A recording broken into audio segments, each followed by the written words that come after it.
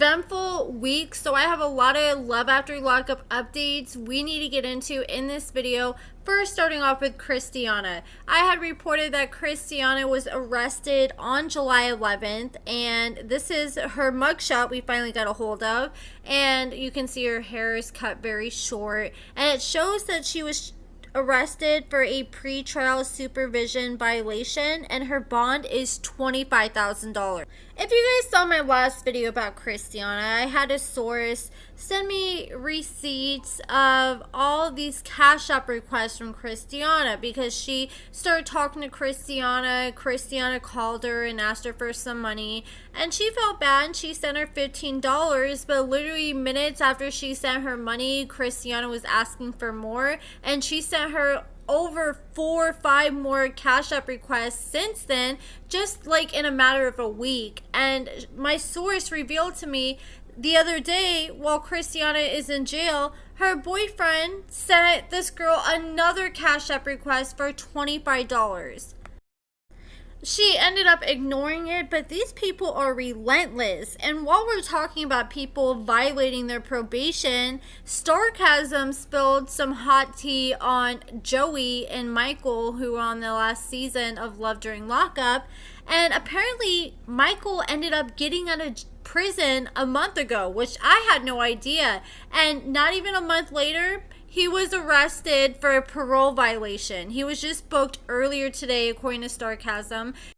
It seems like Michael could not wait to go back to jail. And now I want to talk about Shavel. If you guys watch Zeus, then you're probably familiar with the show Baddies, and they like go to different areas in the US, and they even did like a Baddies Caribbean, and it's kind of like how Bad Girls Club used to be. Like, they go out and they go to the club and do events, but it's a lot of fighting the whole show. And Natalie just announced that they're casting for Baddies Miss Midwest, and they're also casting for a show called Baddies Gone Wild, but you have to be between the ages of 20 and 30 to audition for that show. And I noticed somebody in the comments that was familiar to me, and that was Shavel. She commented and tagged Natalie saying, "Let me join, sis." So could you guys see Shavel on the next season of Baddies? I mean, they be getting their bag on Baddies. That is one thing for sure. But the thing is, those girls are just fighting non-stop. You got to be ready to throw hands and stay ready to be on that show. I wouldn't mind seeing Shavel on TV again, but I just don't know if Baddies would be a good fit because I don't see her as the type to want to fight all the time. Like, if there's a show just about people trying to get their bag and woman empowerment, then I think that would be great for her. Monique revealed that she is officially down 100 pounds. She said, "Your girl is down almost 100 pounds. I'm so proud of myself because this weight loss journey hasn't been easy. Join me on this journey." And then she tags the doctor that she's been using. She's been taking Ozempic, and I think she's been working out on top of that. And I've been seeing small progress, but 100 pounds, that's a lot. That's almost like a whole person. Now I want to talk about a couple that we have not talked about in a minute, and that is Andrea and Lamar. She posted on her Instagram stories this picture of Lamar in the hospital, and she said, "Please pray for my hubby. Y'all, he's not feeling well and he had a car accident." And then she updated everyone the next day, and she said, "Thank you everyone sincerely for all of your support, light, positive words and prayers for my husband. He was in a car wreck yesterday and he has the flu, and he is resting well and growing stronger." And that's a lot to be dealing with at once. So thank God he's okay. And I also want to talk about something else that Andrea and Lamar have been doing lately. Andrea is currently running this nonprofit with her family, and this is part of this picture of her and her daughter posing with the rest of the kids that are benefiting from this program, but I didn't want to show all these kids that I don't know, so I just cropped the part with them. But this was from a newspaper article talking about what they're doing. It says the Mixon Musical Theater nonprofit mission is to train children in acting, singing, dancing, prop, and set making. That's a lot of stuff to learn. That would be really beneficial for kids who want to get into theater. It says theatrical arts help start kids looking forward to a bright future, no matter what their economic background or their neighborhood. In Watts, children may not have the chance to dream as big as kids whose parents may already be in the entertainment industry. Mixon Musical Theater nonprofit offers scholarships to LA kids and carpooling to its location at Culver City Presbyterian Church. That's amazing that not only are they helping people have an opportunity that they typically wouldn't be able to do, but they're also providing carpooling for people who don't have transportation. And it says that donations help bring kids from lower income communities to Culver to learn and train with teachers that believe in the arts. Your donation can help the stars of tomorrow excel in artistic pursuits they already love, no matter their current circumstances. The nonprofit performs the musical Matilda with children from all over LA this coming July 26th at 1 and July 27th at 11 a.m. Please consider supporting via donations, as any donation given greatly contributes towards cultivating the creativity of youth across LA. And if you guys are interested in donating to Andrea's nonprofit, this is the link, and I also will leave it in the description. You can send donations through Venmo, or you can even send checks or Zelle payment. They're raising money to cover expenses for aftercare costs at the location, pay for new or used lighting and sound equipment, and provide snacks to families on scholarships at camp.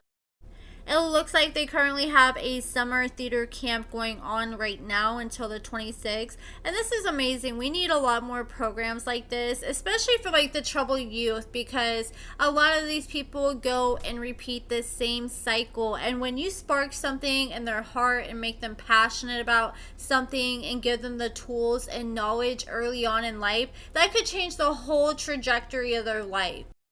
Now let's talk about Heather. She has been living out on the streets since she had to move out of her shelter hotel room she had. I think she moved out almost a week ago now.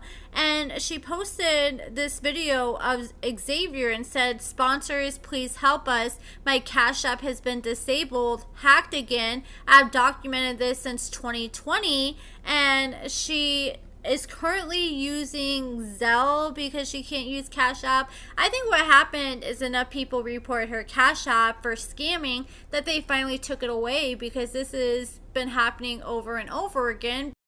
Yet nothing has seemed to change. And then she posted this, it looks like it's almost, what is that called, laminated, but it's a piece of paper that I guess she's showing people she encounters on the street, saying Heather Gillespie, lactating mother of 4. Yet she fails to mention that she does not have custody of one single child, as she pushes around her empty baby stroller that is pretty much just like a storage bin for all her suitcases and stuff she has now. And then she goes on her normal spiel talking about how she doesn't have a criminal record, which that has been proved to be a lie, and talks about how she's never been on drugs. She talks about how she's spent 10 years in healthcare. A lot of things are exaggerated or complete lies in this little for the record. And last time she was homeless, she just would constantly go to the library and use all her free printouts and just make a lot of copies. And she would continuously hand this over to people she passed by on the streets, and everywhere she would go, she'd set one down. Like, she'd go to a restaurant, set one down where she picked up her food, and then she was going to people's cars and putting them underneath people's windshield wipers.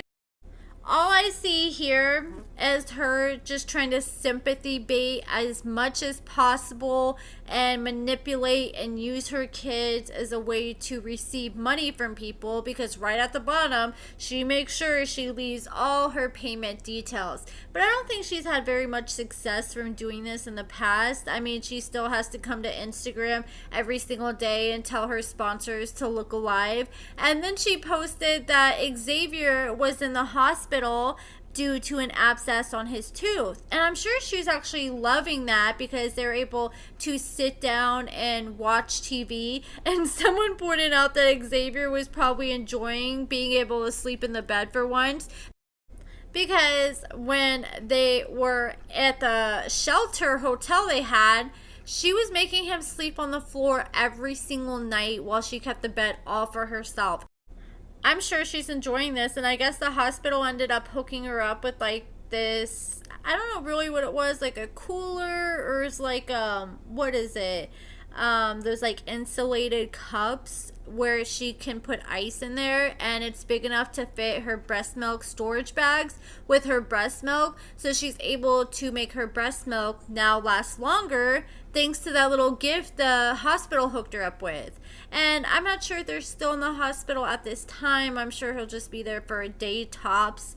And that is it for this video, guys. Also, I forgot to mention that Monique revealed the other day that she is currently head over heels in love with this dude that she's been dating, and I don't know how long she's been with him. She's kept him very private, but I just wanted to throw that out there because I forgot to mention that when we were talking about Monique and her weight loss earlier. But that is pretty much it for all the recent updates this past week. Let me know what you guys think about everything in the comments below. If you haven't already seen my video exposing True, Shanta's fiance, who's going to be on this season of Love After Lockup, I highly recommend you check it out. That's only if you're down to hear a bunch of spoilers, and if you do go watch that video, I recommend you bring a big cup because we're going to be pouring out a lot of hot tea. But that is it for this video, guys. Let me know what you guys think in the comments below. Check out my lashes at AccordingtoAmber.com. Give this video a thumbs up, subscribe, and thank you so much for watching.